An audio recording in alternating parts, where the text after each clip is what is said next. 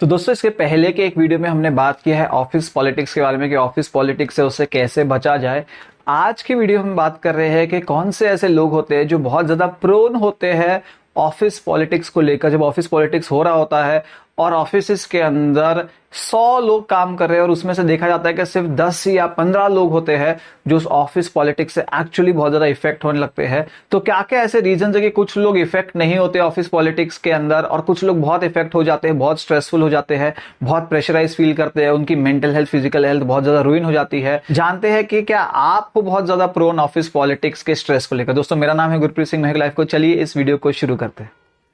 पहले टाइप के लोग जो बहुत ज्यादा प्रोन होते हैं, जिन्हें बहुत ज्यादा इफेक्ट करता है ऑफिस पॉलिटिक्स, वो है परफेक्शनिस्ट लोग। जो लोगों ने एक सेट स्टैंडर्ड रखा हुआ है कि इससे नीचे वो परफॉर्म नहीं करेंगे, या इतना आउटपुट तो उन्हें देना ही है, या इतने वर्किंग आवर्स उन्हें लगाने ही है, या इस तरह से जो उनका आउटपुट है या क्वालिटी है, इस तरह स्टैंडर्ड मेंटेन रहना चाहिए। तो ऐसे लोग बहुत ज्यादा ओवरली सेल्फ क्रिटिकल होते हैं और जब वो खुद अपने इन सेट पैरामीटर्स को फुलफिल नहीं कर पाते हैं तो जो ऑफिस के अंदर हो रहा है, जो पॉलिटिक्स का फॉर्म ले रहा है, वो उन्हें बहुत ज्यादा इफेक्ट करने लगता है और हर चीज को पर्सनली लेने लगते हैं, क्योंकि अल्टीमेटली वो अपने आप को एक फेलियर की तरह देखने लगते हैं और इसकी वजह से उनका स्ट्रेस और एंजाइटी बढ़ जाता है।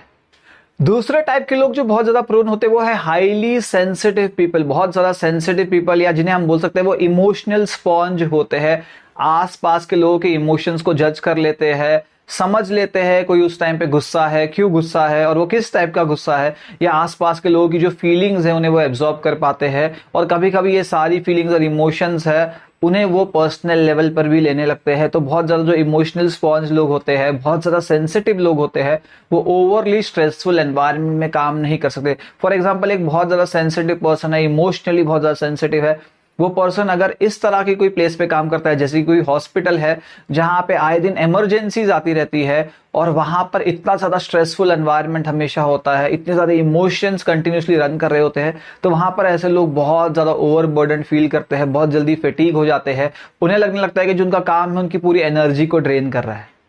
तीसरे टाइप के लोग ज्यादा प्रोन होते हैं ऑफिस पॉलिटिक्स को लेके, जिनको कोई पास्ट ट्रॉमा हो, कोई चाइल्डहुड अब्यूज का शिकार हुआ हो सकता है, किसी चाइल्डहुड में बुलिंग हो सकती है, या कहां पर जो पेरेंटल निग्लेक्ट हो सकता है, पेरेंटिंग के अंदर बहुत सारे एरर्स हो सकते हैं। हो सकता है बचपन के अंदर जितना अफेक्शन, लव मिलना चाहिए उतना लव नहीं मिला, या उस टाइम पे बहुत सारे लोगों ने बहुत ओवरली क्रिटिसाइज किया, या उस टाइम पे लोगों ने उसे अफेक्शन नहीं दिया, टाइम नहीं दिया, अवेलेबल नहीं रहे इमोशनली उस पर्सन के लिए। तो एक वॉइड क्रिएट हो जाता है और ये वॉइड हर बार ट्रिगर हो जाता है जब भी वो पर्सन का बॉस या आसपास के कलीग्स है इस तरह की कुछ कमेंट्स करते हैं या इस तरह की चीजें कुछ बोलते हैं जो उन्हें बहुत ज्यादा हर्टिंग लगती है, क्योंकि उनका जो इमोशनल वुंड है वो ट्रिगर हो गया है, वो नया हो गया है। ऐसा नहीं है कि उस पर्सन के बोलने की वजह से ऐसा हुआ है, पर उनका जो पास्ट ट्रॉमा है वो रिलीव करने लगते हैं और उन्हें जो ऑफिस पॉलिटिक्स है वो बहुत ज्यादा इनटॉलरेबल लगने लगता है। चौथे टाइप के लोग ज्यादा प्रोन जो होते हैं, जिन्हें ऑलरेडी कोई मेंटल हेल्थ कंडीशन है, मे बी उन्हें ऑलरेडी एंजाइटी है, मे बी उन्हें ऑलरेडी वो डिप्रेशन से सफर कर रहे हैं। बहुत बार जो साइकोलॉजिकल डिसऑर्डर्स होते हैं वो इतना साइलेंट होते हैं कि आसपास के कलीग्स को पता भी नहीं चलता कि मेरा कलीग डिप्रेशन में है, या वो एंजाइटी में है, या वो बहुत ज्यादा क्रॉनिक स्ट्रेस में है। और उस टाइम पे जब आपके ऑफिस रिलेटेड टास्क आपको दी जाती है जो आपके लिए बहुत ओवरवेलमिंग हो जाते हैं, आपको लगता है कि आप नहीं कर पाओगे, आपको लगता है कि आप डेडलाइंस कंप्लीट नहीं कर पाओगे, आपको लगता है कि आपके ऊपर जैसे एक स्वॉर्ड किसने रख दी है और आपको बोला गया है ये काम कंप्लीट करने के लिए, तो इतना ज्यादा हेल्पलेस लगने लग जाता है वो लोगों को जो ऑलरेडी मेंटल हेल्थ कंडीशन से सफर कर रहे हैं। और क्योंकि ये इतना बड़ा टैबू और स्टिग्मा है, कोई भी अपफ्रंट अपने बॉस को या अपनी कंपनी को बताना नहीं चाहेगा कि मुझे ये मेंटल हेल्थ इश्यू है, मैं इसके लिए दवाइयां ले रहा हूं। इनफैक्ट कंपनीज भी इतना वेलकमिंग नहीं है कि अगर कोई ऐसा एम्प्लॉय है जो सामने आकर बोले कि कोई मेंटल हेल्थ कंडीशन से सफर कर रहे हैं तो वो उसे बहुत ज्यादा मोटिवेट करे या उस पर्सन को सपोर्ट करे। इंस्टेंट कंपनी उसे जज ही करेगी और अल्टीमेटली हो सकता है कोई ना कोई बहाना ढूंढकर उस पर्सन को कंपनी से निकाल भी दिया जाए। नेक्स्ट टाइप के लोग बहुत ज्यादा प्रोन जो होते हैं, जो इंट्रोवर्ट्स होते हैं, जिनकी पर्सनालिटी है, जो इनेट पर्सनालिटी है, वो है कि वो अकेले रिचार्ज होते हैं। बहुत सारे लोगों के बीच में उन्हें स्ट्रेसफुल लगता है, जो बहुत ज्यादा सोशली एक्टिव नहीं होते, या बोल सकते हैं कि उन्हें सोशल एंजाइटी भी हो सकती है। तो इस तरह के इंट्रोवर्ट लोग हैं तो कुछ कुछ ऐसी चैलेंजिंग टास्क है कॉर्पोरेट्स के अंदर जहां पर उन्हें जब बोला जाता है, मे बी वो प्रेजेंटेशन देना हो सकता है, मे बी टीम वर्क करना हो सकता है, मे बी बहुत सारे लोगों के साथ इंटरेक्ट करना हो सकता है, तो उन्हें बहुत सारी चीजें बहुत प्रेशराइजिंग और फियरफुल लग सकती है। तो किसी की अगर इनेट पर्सनालिटी इंट्रोवर्ट है तो उसे उस उस टाइप का काम डेलीगेट किया जाए जो वो और अच्छे से कर पाएगा। जैसे कि ब्रेनस्टॉर्मिंग है या किसी प्रोजेक्ट पर इंडिविजुअली काम करना है, बहुत ज्यादा बहुत जल्दी किसी को उसके कंफर्ट जोन से बाहर करना पॉसिबल नहीं है, इसलिए एक सपोर्ट सिस्टम कॉर्पोरेट्स के अंदर, कंपनीज के अंदर होना जरूरी है। कुछ और तरह के लोग हैं जो बहुत ज्यादा जल्दी स्ट्रेसफुल फील करते हैं कॉर्पोरेट एनवायरनमेंट के अंदर, पॉलिटिक्स के अंदर, जहां पे उन्हें रिकॉग्नाइज नहीं किया जाता है। बहुत सालों से, बहुत महीनों से काम कर रहे हैं पर कभी कोई अवार्ड नहीं मिला, कभी किसने रिकॉग्नाइज नहीं किया, कभी किसने अप्रिशिएटिंग वर्ड्स नहीं बोले। तो ऐसे लोग जो होते हैं वो ऑलरेडी स्ट्रेस के अंदर चल रहे हैं और कुछ भी छोटा सा इवेंट होता है वो उन्हें ट्रिगर कर जाता है, क्योंकि अंदर से एक फ्रस्ट्रेशन है कि मुझे एक्नॉलेज नहीं किया गया है, मेरे एफर्ट्स को एक्नॉलेज नहीं किया गया।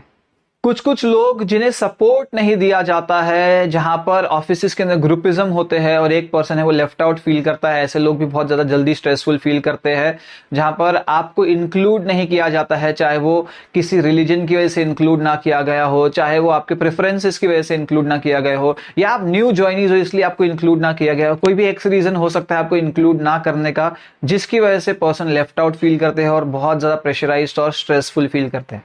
और last but not the least, जो लोग वर्क लाइफ बैलेंस में स्ट्रगल कर रहे हैं, उनके घर के स्ट्रेसेस है, स्ट्रेस के फैक्टर्स है, रिलेशनशिप के इश्यूज है या पुअर हेल्थ है, ये सारी चीजें जब ऑफिस के रिस्पॉन्सिबिलिटीज के साथ क्लैश करती है और उन्हें समझ नहीं आता है कि किस तरह से दोनों चीजों को बैलेंस किया जाए, तो वर्क लाइफ बैलेंस नहीं होने की वजह से भी बहुत सारे लोग सफर करते हैं ऑफिस पॉलिटिक्स में। अब अल्टीमेटली जो ऑफिस पॉलिटिक्स है, अगर उससे आपके एम्प्लॉयज सफर कर रहे हैं तो उसका एक ही रिजल्ट निकलता है कि जो एम्प्लॉयज है उनके क्विट करने के चांसेस बहुत ज्यादा हो जाते हैं। और उसकी वजह से क्या होता है कि जो नया वर्कफोर्स है कंपनीज के अंदर, उसे हायर करना, जो सारा प्रोसेस है वो बहुत ज्यादा टाइम कंज्यूमिंग होता है, रिसोर्स इंटेंसिव होता है, और इसकी वजह से कंपनीज को लॉन्ग टर्म में लॉसेस सफर करने पड़ते हैं। और जो अच्छा वर्कफोर्स है और अच्छे एम्प्लॉयज है, उन्हें कंपनीज अल्टीमेटली लूज कर जाती है। दोस्तों, अगर आप भी है एक एचआर और जहां पर आप एक रोल निभा सकते हो अपनी कंपनी के अंदर इंक्लूसिविटी लेके आने के लिए, वेलकमिंग होने के लिए, और हर एक एम्प्लॉय को क्या इफेक्ट कर रहा है उसे जानने के लिए, तो आपको जरूर सहारा लेना चाहिए एक काउंसलर का, एक लाइफ कोच का, मोटिवेशनल स्पीकर्स का, रेगुलर ट्रेनिंग्स का अपनी कॉर्पोरेट्स के अंदर, जहां पर क्या चीज है जो इफेक्ट कर रही है आपके एम्प्लॉयज को, अल्टीमेटली वर्क सफर कर रहा है, जिसको आप रेक्टिफाई करके अपनी हाईएस्ट पोटेंशियल पर ऑपरेट कर सकते हो। तो दोस्तों, ये वीडियो था इतने। अगर आपको वीडियो पसंद आया, लाइक करिए, कमेंट करिए, शेयर करिए और सब्सक्राइब करिए चैनल को, और देखते रहिए लाइफ कोच।